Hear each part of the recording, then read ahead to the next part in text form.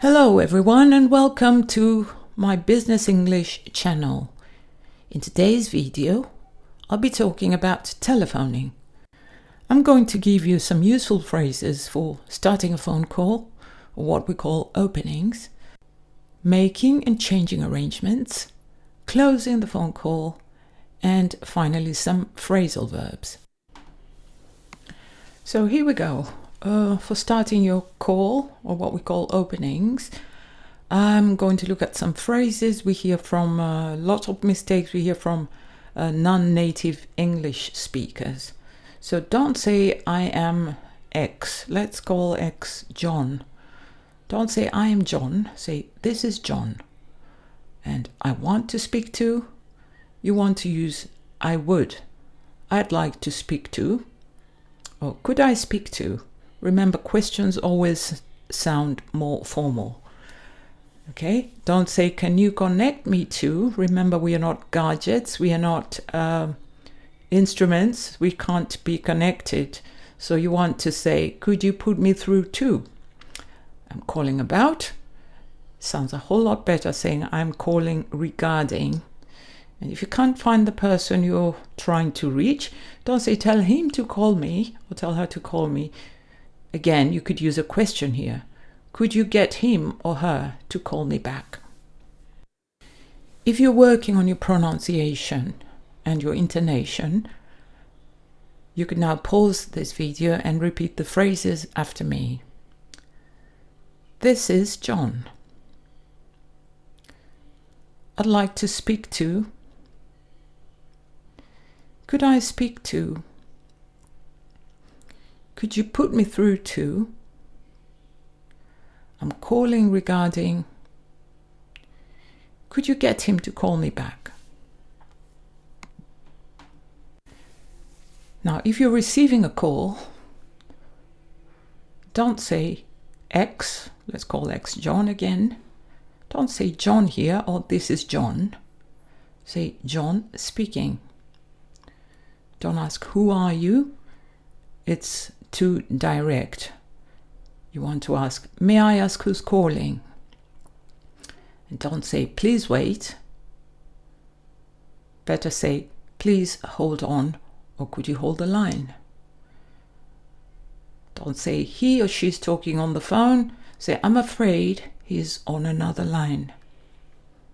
Instead of saying, should I tell him to call you? Better use shall here. Shall I ask him to call you back? And what is it about? May I ask what it's about? Note how we use may on and off. It sounds much more polite.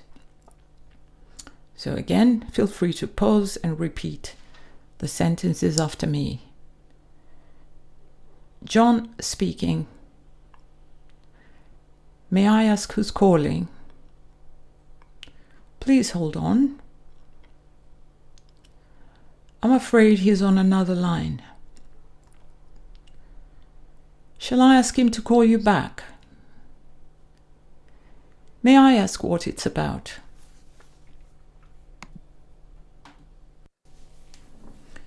And now for ending your call. Don't just say, okay, we'll talk again. You want to say, we'll be back in touch soon. Don't say, I think that's all. You want to say, I think that covers everything, or I think that just about covers everything.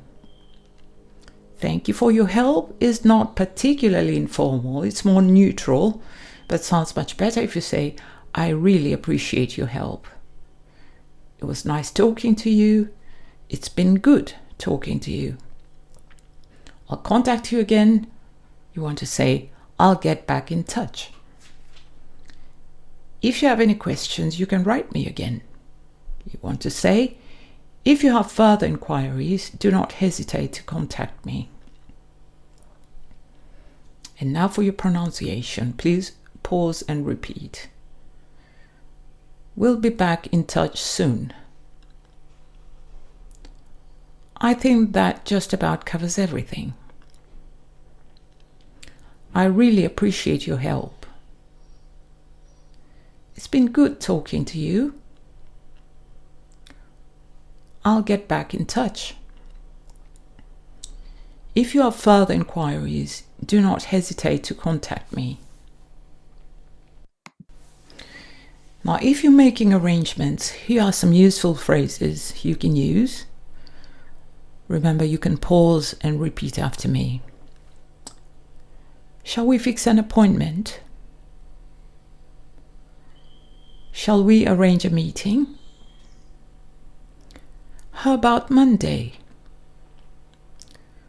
How about 12? If you're not available or you can't make it then you want to say, I won't be able to make Monday. Would Monday be suitable? If you want to change arrangements, don't say, I'm not free on Tuesday. Say, I can't make Tuesday. Don't say, something has happened. Say, something has come up. Instead of saying, can we leave it until Tuesday, for example? Say, can we put it off till Tuesday? Now repeat after me. I can't make Tuesday. Something has come up. Can we put it off till Tuesday? Phrasal verbs can be very useful in business English. If you don't know what a phrasal verb is, just let me know in the comments below and I could do a separate video explaining what phrasal verbs are and how we form phrasal verbs. So here are some good phrasal verbs you can use to replace some of these phrases. So instead of saying wait, just say hold on or hold the line. Again, like I mentioned before, we are not gadgets, so we can't be connected. So don't say connect me to, say put me through to. I got disconnected. Disconnected. You can say I got cut off. If you can't hear the other person well, instead of saying speak more loudly, say speak up. If you want to say I'll call you again, you say I'll call you back. If you want to say I can't reach HR or I can't reach someone, you want to say I can't get through to. If you want someone to explain something again, don't say could you explain that again, say could you go through it again. If you want to say I'm busy at the moment, you want to say I'm tied up at the moment. If you do have a bad connection, you want to say someone has a bad connection. Don't say you're getting disconnected or you're getting cut. Say you're breaking up. Okay? Now all this in bold are what we call phrasal verbs. And like I said, I'll explain that in another video. And that was all for today. And now idiom of the day is cutthroat, which means very intensive, aggressive and merciless competition. For example, competition in the food retailing business is cutthroat. It means it's very aggressive or very intensive. And our quote for today, perfection is not attainable, but if we chase perfection, we can catch excellence, by Vince Lombardi.